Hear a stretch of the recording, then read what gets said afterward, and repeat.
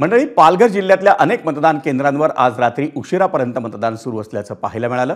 मतदान यंत्र ही संथ असल्यानं मतदान प्रक्रियेची वेळ वाढवण्यात आली होती आणि पालघर जिल्ह्यातील मतदान प्रक्रिया काही वेळांपूर्वीच संपली असून या जिल्ह्यात अंदाजे 65.26% मतदान झाल्याची माहिती ही जिल्हाधिकारी गोविंद बोडके यांनी दिली आहे। नेमकी आकडेवारी येईल त्यावेळी त्यात वाढ होण्याचीही शक्यता आहे।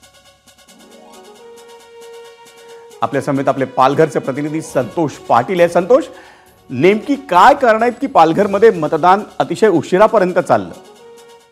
नक्की विजय सर, पालघर जिल्ह्यात जवळपास 2278 जी मतदान केंद्र आहेत ती होती, त्याच्यावर मतदान प्रक्रिया ही सुरळीतपणे आज पार पडलेली आहे।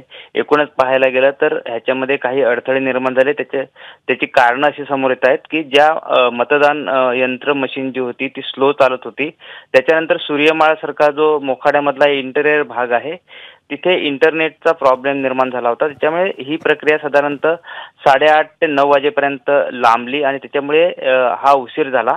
मात्र आत्ताच पालघरचे जिल्हाधिकारी यांनी माहिती दिलेली आहे की जिल्ह्यामध्ये सर्व मतदान आहेत ते सुरळीतपणे पार पडलेलं आहे आणि 65.26% एवढी आकडेवारी त्यांनी आता ती मतदानाची दिलेली आहे। मात्र ह्याच्यामध्ये वाढ होण्याची शक्यता सुद्धा त्यांनी वर्तवलेली आहे। धन्यवाद संतोष या सविस्तर माहितीबद्दल। एबीपी माझा, उघडा डोळे बघा नीट।